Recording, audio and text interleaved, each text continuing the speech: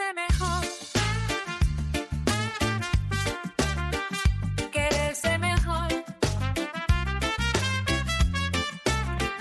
Quererse mejor.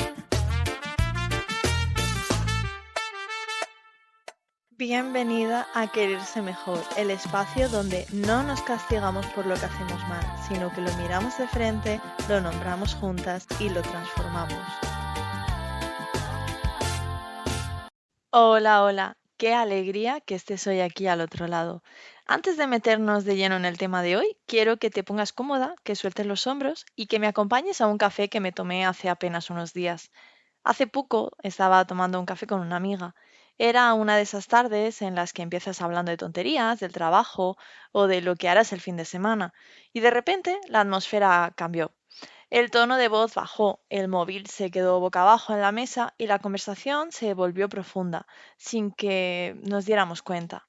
Me confesó algo que se me quedó grabado. Me dijo, ¿sabes? Me pasa siempre. Empiezo a conocer a alguien, siento un chispazo y de repente abro todas mis compuertas. Les cuento mis miedos, mis relaciones con mis padres, mis inseguridades más grandes. Es como si les entregara un mapa detallado de mi alma en la tercera cita.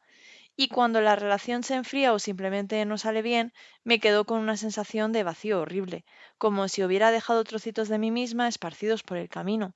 Siento que esa persona que ya no está en mi vida, que quizás ya es un extraño, tiene demasiada información sobre mí. Me siento expuesta, casi desnuda frente a alguien que ya no tiene derecho a verme así. Y mientras la escuchaba, no pude evitar pensar en cuántas veces nos ha pasado esto a todas. Ese fenómeno tiene un nombre en psicología, se llama resaca de vulnerabilidad. Es ese malestar que sientes cuando te das cuenta que has cruzado tus propios límites emocionales por buscar una conexión rápida. Porque la realidad es que nadie nos ha enseñado a gestionar nuestra apertura.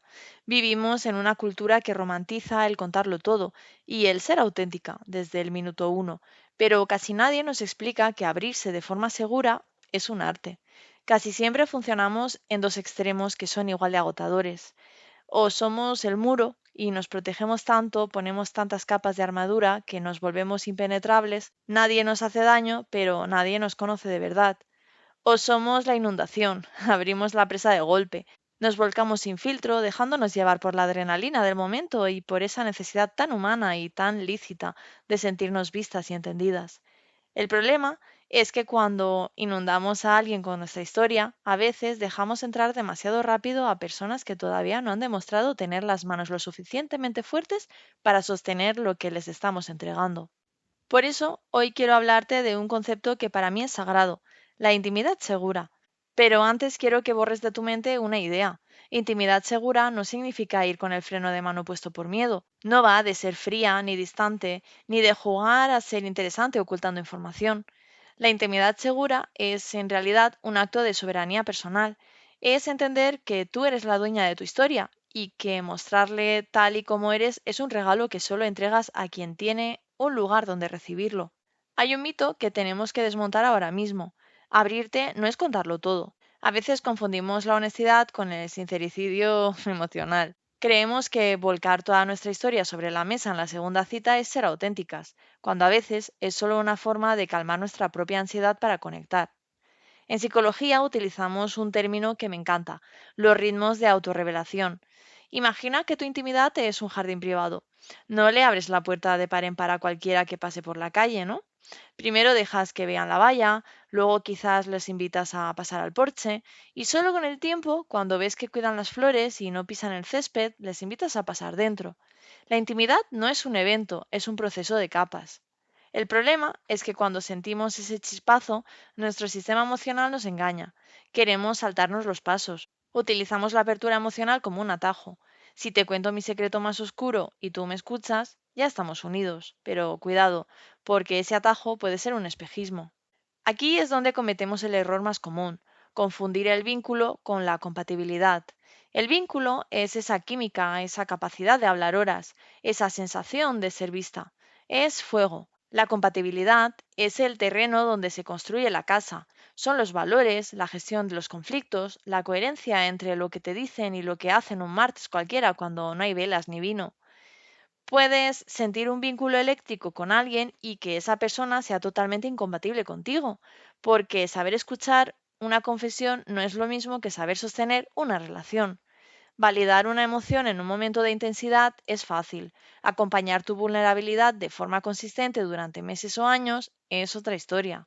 Y eso, amiga, no se puede evaluar en 2 noches profundas. Se necesita el factor que más nos cuesta aceptar, el tiempo. Yo esto no lo he aprendido leyendo manuales de psicología, lo he aprendido en carne propia y a veces de la manera más dolorosa posible. Recuerdo perfectamente esas etapas en las que yo era la primera en tirarme a la piscina. Confundía la intensidad de un encuentro con la solidez de una relación. Pensaba que si esa persona era capaz de escuchar mi historia más vulnerable hasta las 3 de la mañana, o si yo sentía que podía ser yo misma desde el minuto uno, eso era una señal del destino, una señal de que habíamos encontrado algo especial, algo diferente a todo lo demás. Y sí, no te voy a mentir, se sentía increíble, se sentía como una droga, pero con el tiempo me di cuenta de que algo puede sentirse especial y al mismo tiempo ser profundamente inseguro. Me abría rápido, entregaba mis llaves rápido. Durante unas semanas vivía en esa burbuja de cercanía total. Pero luego llegaba la realidad. La relación no se sostenía. Aparecían las primeras incoherencias o simplemente la otra persona desaparecía o me demostraba que no estaba en el mismo lugar emocional.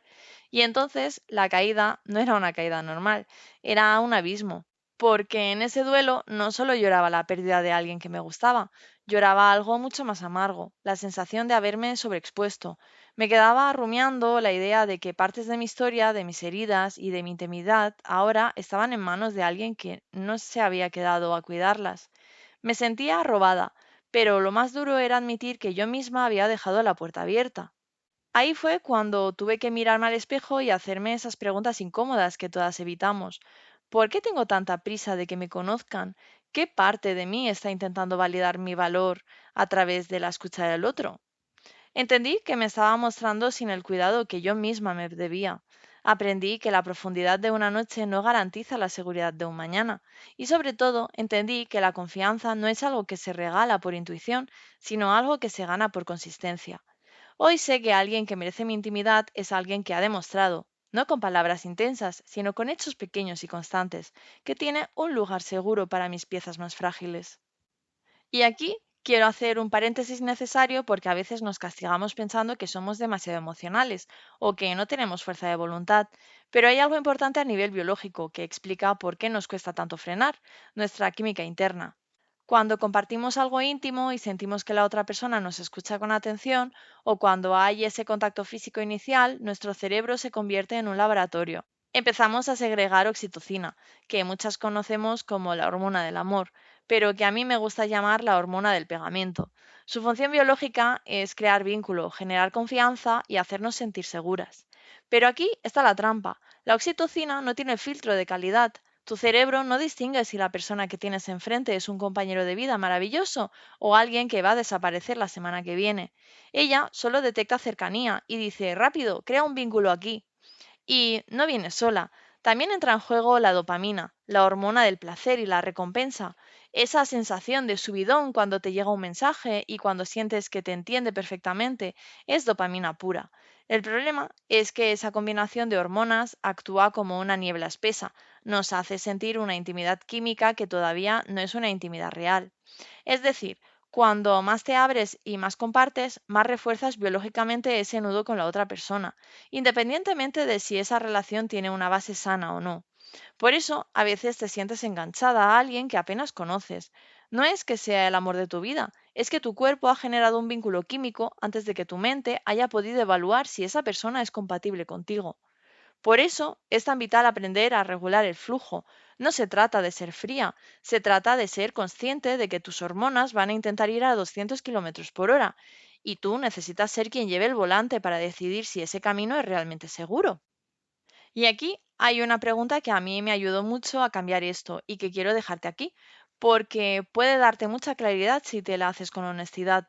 La pregunta es, ¿estoy compartiendo esto porque me siento segura o porque necesito sentirme más conectada? No es lo mismo, y la respuesta muchas veces te da mucha información sobre desde dónde te estás abriendo. Para que todo esto no se quede solo en una reflexión, quiero que te lleves algo tangible, una herramienta que puedes visualizar la próxima vez que estés frente a alguien. Vamos a llamarla la escalera de la intimidad segura. Imagina que construir una relación es como subir un edificio de 5 plantas. El error que cometemos muchas veces es intentar saltar desde la calle hasta el ático de un solo salto. Vamos a ver qué hay en cada peldaño. El peldaño 1 son los datos, es la zona de cortesía. A qué te dedicas, dónde naciste, qué series ves, es información que podrías encontrar en el perfil de Instagram o LinkedIn. Es segura, pero es la base. El peldaño 2 son las opiniones. Aquí ya te mojas un poco más. Lo que piensas sobre el mundo, tus gustos, tu sentido del humor. Aquí empiezas a ver si hay chispa intelectual. El peldaño 3 son los valores. Este peldaño es crítico. Aquí hablas de lo que es innegociable para ti, de cómo entiendes la lealtad, la familia o la libertad. Es el peldaño donde comprobamos la compatibilidad de lo que hablábamos antes. El peldaño 4 son las heridas y los miedos. Aquí es donde vive tu historia. Tus sombras, lo que te dolió en el pasado, tus inseguridades. Este peldaño solo se pisa cuando los tres anteriores han demostrado ser sólidos. Y el peldaño 5 son las necesidades y pedidos. Es el nivel más profundo. Es decir, esto es lo que necesito de ti para sentirme amada, o este es mi límite. Es la entrega total de tus instrucciones de cuidado. La clave de esta herramienta no es la velocidad, sino la observación de la reciprocidad. Antes de subir un peldaño, haz una pausa de seguridad, mira a la otra persona. ¿Está subiendo contigo? ¿Te está devolviendo el mismo nivel de apertura? Si tú estás en el peldaño 4 contando un trauma de tu infancia y la otra persona sigue en el peldaño 1 hablando de su equipo de fútbol, hay un desequilibrio. Aprender a quedarte en un peldaño el tiempo que haga falta, semanas, meses, hasta que sientes que el suelo es firme, no es ser miedosa, es ser una arquitecta inteligente de tu propia vida emocional. Y sobre todo, escucha a tu cuerpo al bajar de la escalera. Si después de una cita te sientes en paz, vas por buen camino. Pero si sientes esa resaca emocional o una urgencia por recibir validación para calmar los nervios, es una señal de que has subido más peldaños de los que esa estructura podría aguantar hoy. Si quieres profundizar en cómo poner estos filtros de forma sana, te recomiendo muchísimo el libro Cuestión de Límites, de Nedra Glover-Tawad. Está editado en castellano y es una guía maestra para entender que poner límites a nuestra intimidad no es alejar a los demás, sino enseñarles cómo amarnos de forma segura. Ella tiene una frase que me encanta: la paz mental empieza donde terminan tus explicaciones innecesarias. Y si prefieres un podcast para seguir reflexionando sobre cómo nos vinculamos, no puedo dejar de recomendarte Entiende tu mente. Tienen varios episodios específicos sobre la vulnerabilidad y el miedo al rechazo que complementan de maravilla lo que hemos hablado hoy. Te ayudan a entender que tu historia es tu propiedad privada y tú decides quién tiene el pase VIP. Observa qué ocurre cuando respetas tu propio ritmo, cuando no te adelantas para comprar la atención del otro. Y antes de despedirme, quiero recordarte algo. Abrirse siempre va a dar un poco de miedo. Es normal. Implica mostrarse sin filtros, exponer las grietas, confiar en que el otro no va a soltarnos la mano. Pero cerrarte del todo también tiene un coste altísimo. El muro que construyes para que nadie te hiera es el mismo muro que te impide ser vista, que te desconecta de los demás y que al final te aísla en una soledad que pesa demasiado. La clave de lo que hemos hablado hoy no es elegir entre abrirte o protegerte, no son bandos opuestos. La verdadera maestría emocional es aprender a hacer ambas cosas a la vez, es abrirte con conciencia, con criterio y sobre todo con un amor inmenso hacia ti misma. Es compartir tu luz sin sobreexponerte. Es entregarte al vínculo sin perder el norte de quién eres tú. Porque cuando la intimidad es segura, cuando se construye peldaño a peldaño y con respeto a tus tiempos, no te deja con esa sensación de vacío o de haberte quedado a trocitos por el camino. Al contrario, te deja con la sensación de haberte encontrado un poquito más en el reflejo de una mirada que sí sabe sostenerte. Gracias por permitirme acompañarte un ratito más en este camino de quererse mejor. Recuerda que cuidar tus ritmos es quizás la forma más profunda de respeto que puedes regalarte esta semana. Nos escuchamos en el próximo episodio. Un abrazo fuerte. Chao, chao.